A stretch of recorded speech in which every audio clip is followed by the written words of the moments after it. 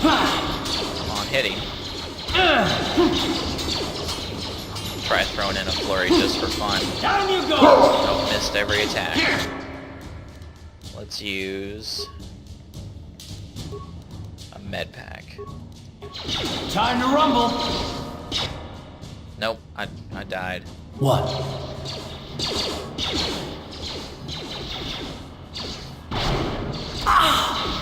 Oh, Karth, no.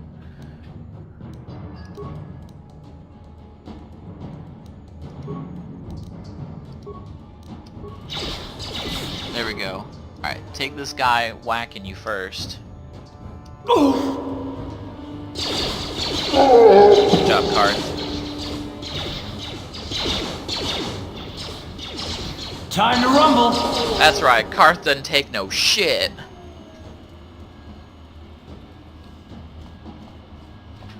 That's how Karth rolls.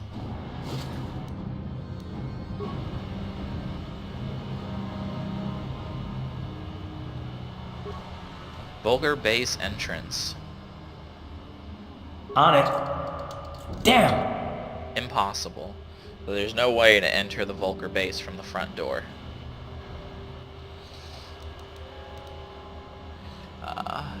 Med pack? Sure. And a med pack. Alright. All healed up. Let's continue onward. And since we're here, we'll go ahead and explore this this first little standard door. Lower City Apartments.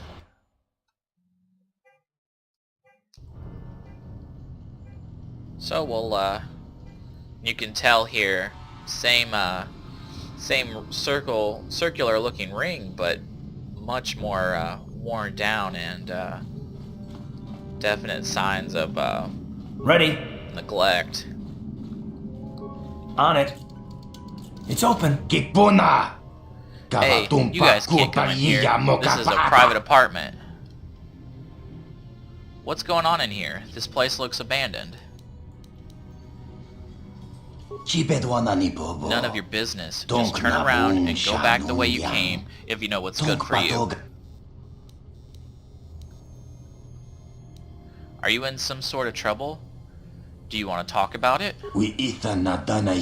It's something you want to get mixed up in. Look, do yourself a favor and just leave me alone. Don't get upset. I'll go now. Good. Get out of here. Stay out of my apartment and my business.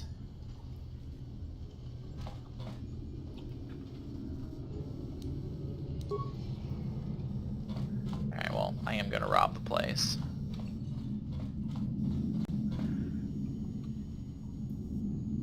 Alright, that seems to be it. You again. Look, there's nothing in here for you, so you might as well leave. What are you doing in here? This place looks abandoned. None of your business. Just turn around and go back the way you came if you know what's good for you. Are you in some sort of trouble? Do you want to talk about it?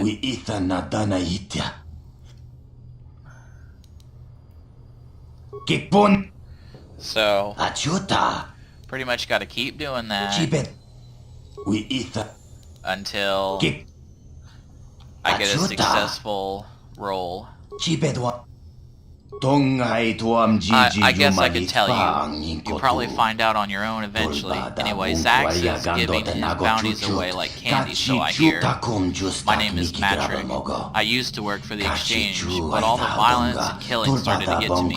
I know what I was doing was wrong, so I turned state's evidence. My testimony helped put out some of the biggest criminals on Terrace away for life, but Davik didn't like seeing his friends go down, so now he's got a bounty on my head. Maybe there's some way I could help you out of this mess. I don't think there's much anyone can do, and I'm getting sick of running. I've decided to make my stand right here. Maybe you could fake your own death. I've already thought about that. I even came up with a plan of how to do it, but I can't pull it off while I'm holed up in here. Tell me your plan and I might help you out. The The trick is getting Davik to buy it when there's no body found in the scene. If it looks like I died in a massive explosion, he won't be suspicious when my corpse never turns up. If I had an accomplice go back and tell Davik that they were the ones who set off the explosion to eliminate me, I think I'd be home free. If I had some demolitions, I have some demolitions experience from my old days in the exchange, so I can set it all up, but I need to get my hands on a permacrete detonator. I have a permacrete detonator right here. Go on, take it. Let me see. Yes, this should do the trick. There won't be anything left of this apartment but some scorching on the walls after I set this bad boy off. That's what I bought from Kebla Yurt's store up in the top for 50 credits. Saves me a trip from having to run back to the store and buy it and come back. Okay, the timer's set. Now let's get out of here before it blows. Get down! There's a bomb, it's about to go off! That was quite the blast. Don't go back in there now. The whole roof might cave in. Look, I'm not a man for long goodbyes, but I want to say thanks. If it wasn't for you, I'd be a dead man. But now I won't have to worry about any more bounty hunters coming after me. So good luck and goodbye. Now that I'm dead, I can't be seen wandering the streets. And with that, light side points and a level. Hoorah! So, I've gained enough light side points that now I kind of have a lighter background. I'm still not as good as Karth is, but I'm getting there. So we're going to go ahead and level up. And we're going into level 4, so now we get an additional attribute point. So I'm going to add one to Wisdom.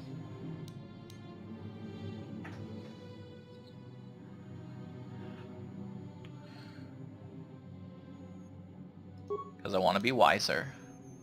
Skills. Recommended. Okay. So,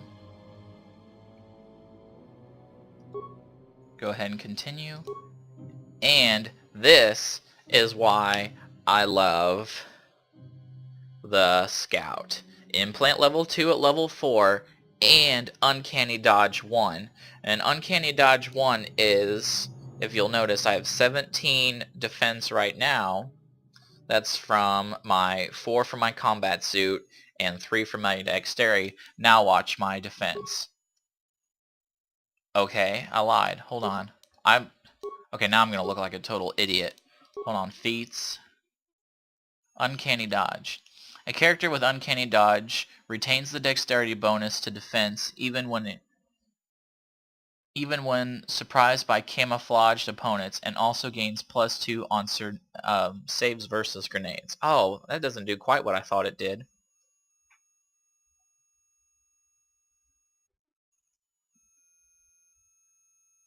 Okay, so every once in a while you'll come across enemies who can attack you from stealth. I would assume that would also apply to when you're stunned as well. So if you get stunned from time to time, which that does happen, it'll keep you from losing your dexterity bonus versus those attacks. So we've got a few. Oh, these are all the rules to Bazak, but I thought after winning the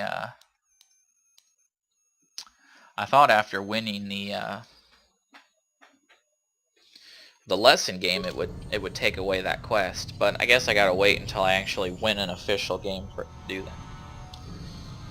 So we're gonna continue exploring this lower city apartment. But yeah, so I like Uncanny Dodge, and because it's a extra passive defensive ability, and Implants. Implants really the big breadwinner.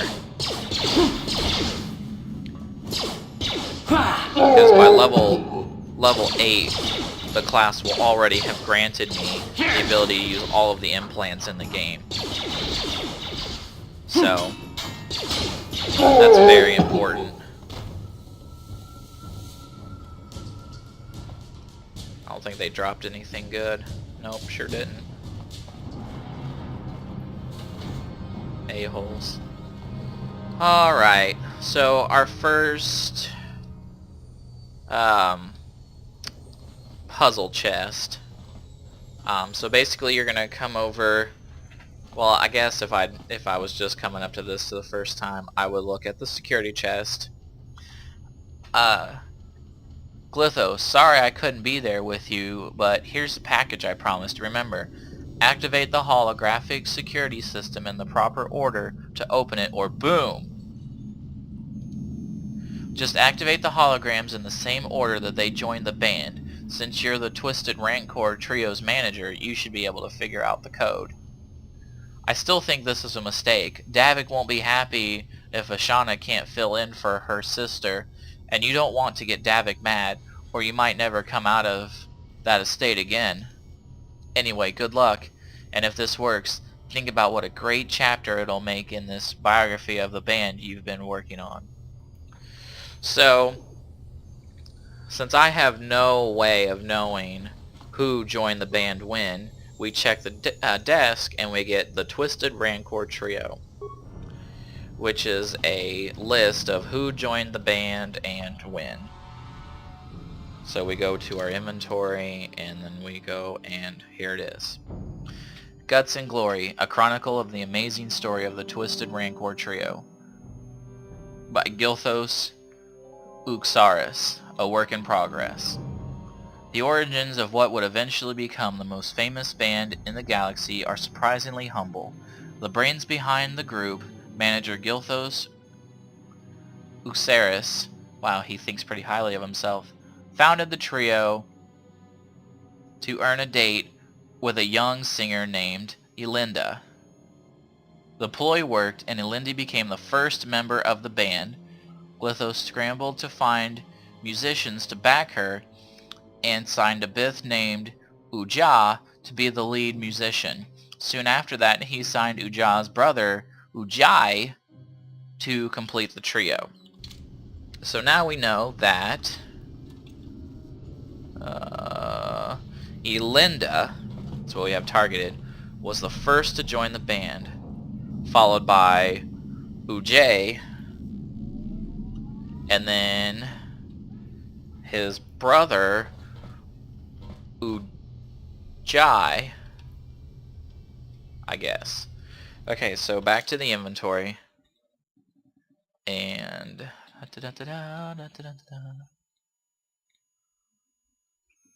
the band struggled at first. Elinda was a fantastic singer, but Ujai wasn't much of a musician. When Elinda threatened to quit, Gilthos fired Ujai and signed another Bith named Lupa. Of course, this didn't go over well with Ujah's brother, and Ujai quit. Fortunately, Lupa knew another musician named Photo, who joined to replace Ujai.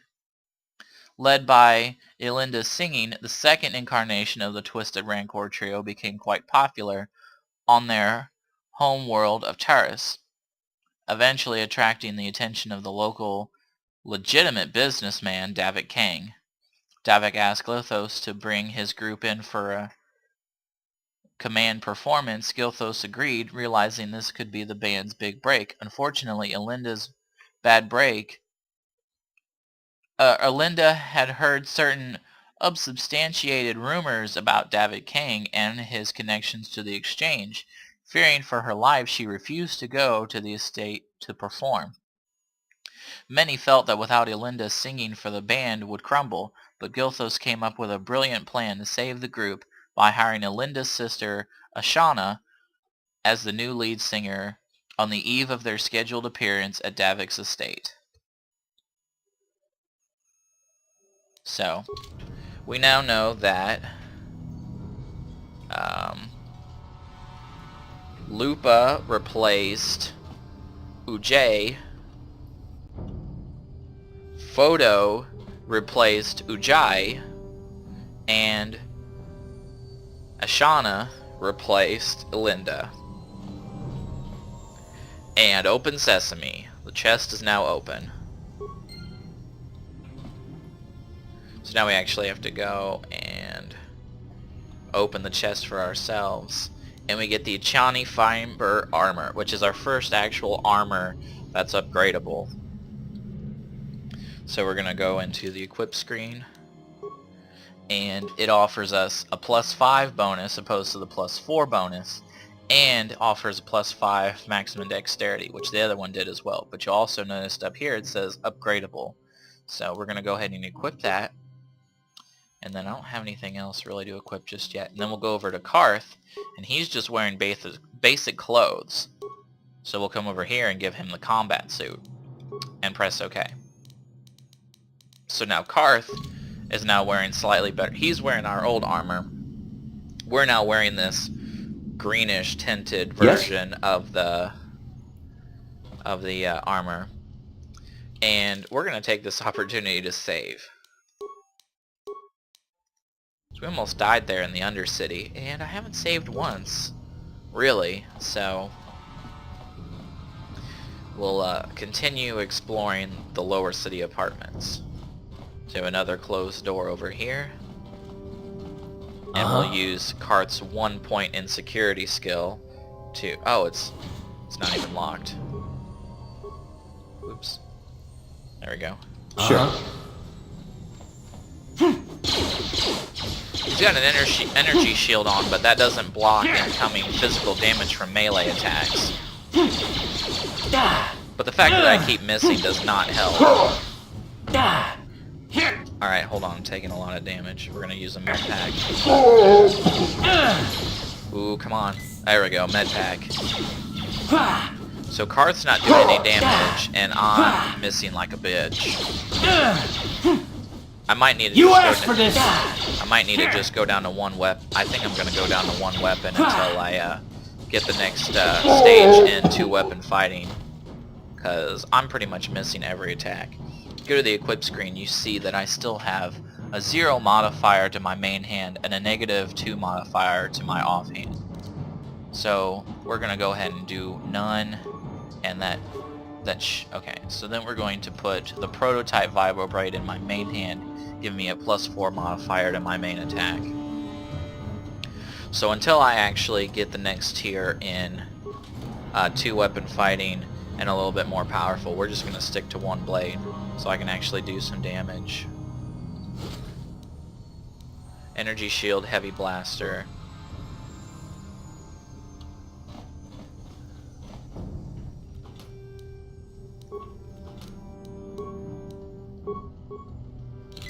Use a med pack.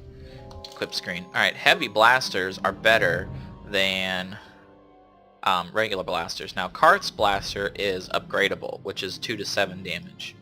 So we're going to leave that on him. And we're going to equip the heavy blaster, which is 1 through 8 damage. So.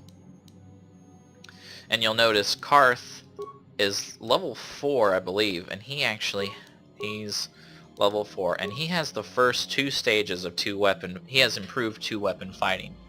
So this reduces the attack penalty by an additional 2 to a total of -4 main hand, -4 offhand, and then a balanced weapon can further reduce the penalty by 2-0, making a total of -2, -4. So that's why pretty much all blasters are balanced, since they're, just little tiny guns. So I think, yeah, see, even the heavy blaster equipped is just is balanced. So that's why he has +6, +4. And then he has +3 to dexterity, which is to his attack rolls, and then he's a soldier, so he has a higher base attack rolls. So yes, that's what makes it easy for him, even though he's got 2 weapons, to even be able to still have bonuses. Whereas I do not. I'll need improved 2-weapon fighting, which I don't remember if I'll get a new feat at level 5 or not. More baddies. There we go. Yeah, oh yeah, that fight went better. So we're gonna stick with one weapon for a little while longer.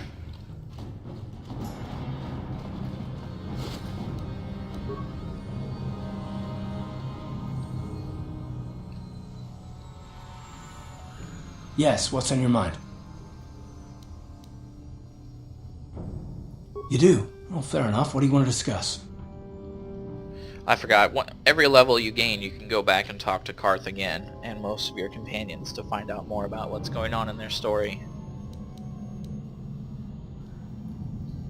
I want to talk about these issues you seem to be having with me.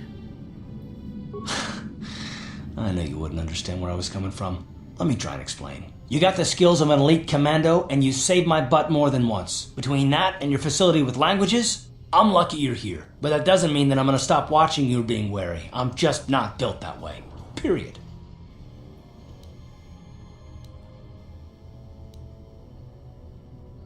Why are you so hostile? What did I do to deserve this?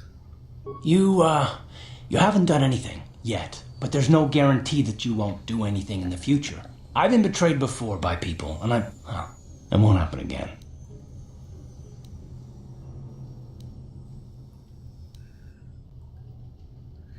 Of course it won't happen again if you never trust anyone. Look, I'm not trying to insult you. This is just the way I am. No need to take it personally.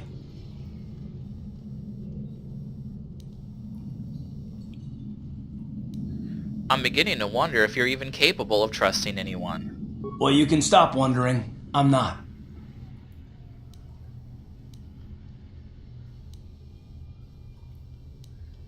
You sure you don't want to talk about it? No, I don't want to talk about it. What I want is to save the galaxy, if that's even possible. Why is whether or not I trust you or anyone so damned important to you? Why do you even care? We don't have time for this, so can we please just drop it for now? Can we pick it up later if you really must? I want to get underway. So, didn't really make much headway there in this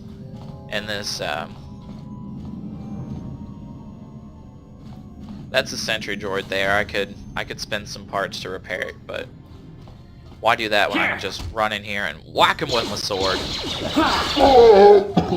for one guy? I'm not really gonna waste parts for that.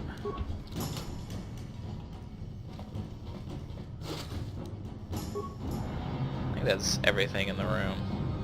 Oh, speaking of which, now I have my first energy shield. The enemy used one charged on it. So this is, energy shields can be activated. Deflecting energy and electrical 20 points, duration 200 seconds, or max damage taken. Damaging charges. Using this item consumes one charge. This item is automatically discarded after all available charges are consumed. Items that have charges do not stack in inventory. So, since this has a different charge amount than, say, another energy shield we might pick up, then, so basically what that means is if I'm under fire and I turn on my energy shield, then 20 points of damage or 200 seconds passes, which is 3 minutes and 20 seconds. Why 200 seconds? I'm not quite sure. Or how in a turn-based game it defines the passage of time, but I take that back. In D&D, every round was what, like 6 seconds or something like that. So, you know, in a matter of time. So it's a lot of turns. Basically, if you activate it at the beginning of a fight, you're more likely going to go through that 20 damage that can be applied to you versus anything else. So here we are at Javiar's Cantina. Talk to the bouncer. Don't cause any trouble in Javiar's Cantina. You leave your problems and your attitude at the door. So we'll go ahead and enter the cantina. And just because we should, we'll go ahead and save.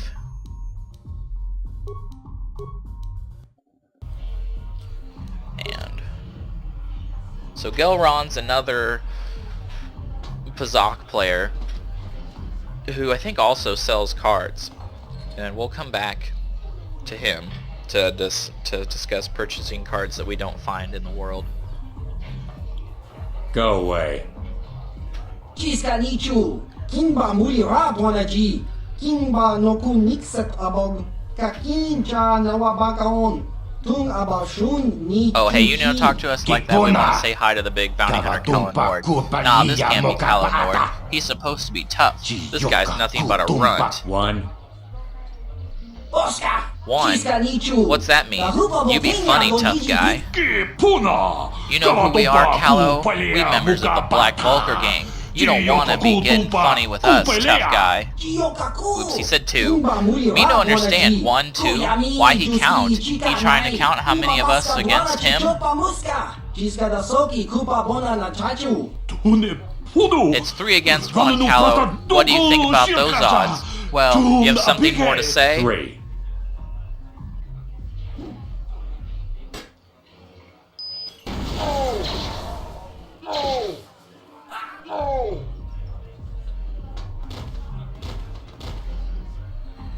Most badass. Go away.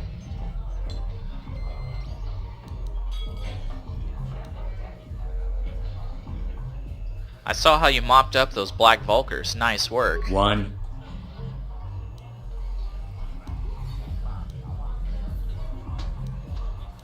Fine, I get it. I'll leave you alone. Smart.